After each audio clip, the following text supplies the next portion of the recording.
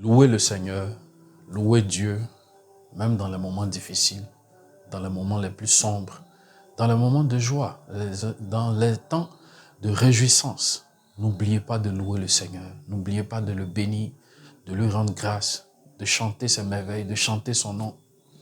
En Psaume 103, à partir du verset 1 jusqu'au verset 3, la Bible dit « Mon âme bénit le Seigneur et n'oublie aucun de ses bienfaits. » Que tout ce qu'il y a au-dedans de moi loue son saint nom, car c'est lui qui pardonne tes péchés et qui te guérit de toute maladie. Louer Dieu, c'est raconter ses bienfaits, c'est dire ce qu'il a fait pour nous, c'est bénir son nom, c'est lui dire merci, c'est reconnaître ce qu'il a fait pour nous et lui dire cela, lui rappeler cela.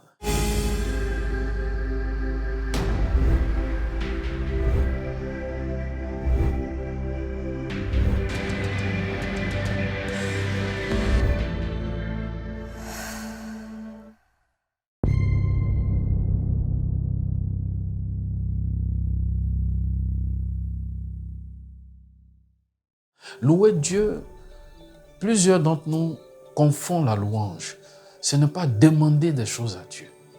Ce n'est pas forcément prier avec instance ou intercéder ou chasser un esprit quelconque.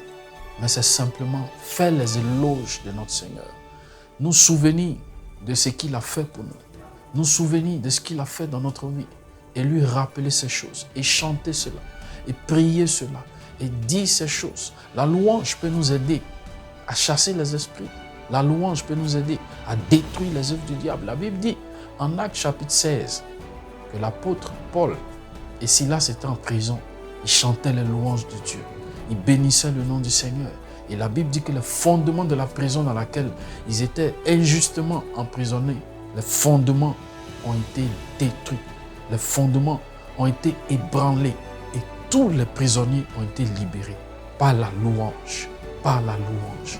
Souviens-toi de ce que Jésus a fait pour toi. Cesse de te lamenter, cesse de pleurer, cesse de penser à ce qui n'a pas marché. Et bénis Dieu. À chaque instant, nous devons louer Dieu. Louons-le, rappelons-lui ce qu'il a fait pour nous. Et la louange peut se manifester par des pas de danse. La louange peut se manifester par une offrande. Seigneur, je te dis merci parce que je reconnais ce que tu as fait dans ma vie.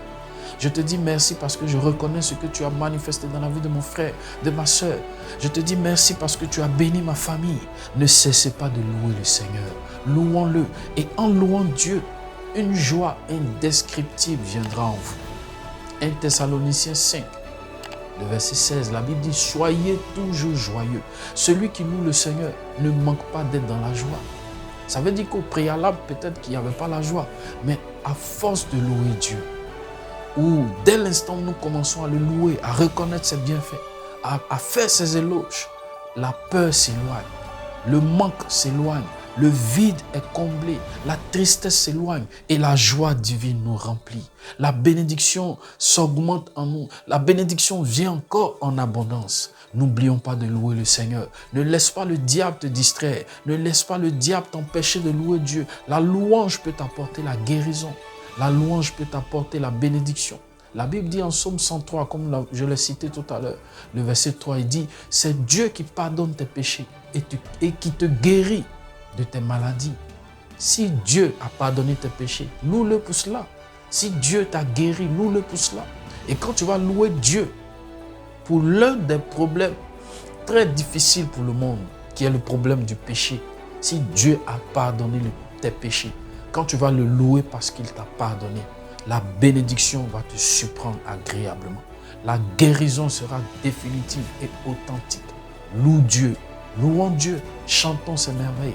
Même si nous n'avons pas une belle voix pour le chanter, il faut louer Dieu, faire ses éloges. Que tout ce qu'il y a au-dedans de nous, loue le Seigneur et n'oublie aucun de ses bienfaits.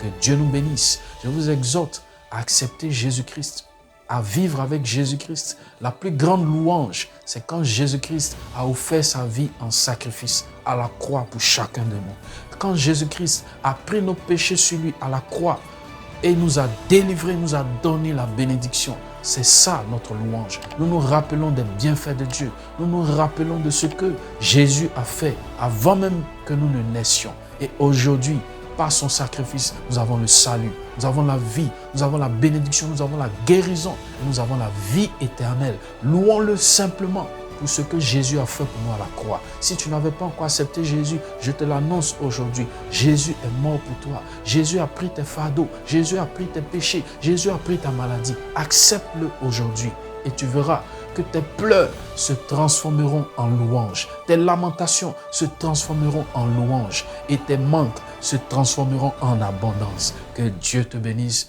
Bye bye.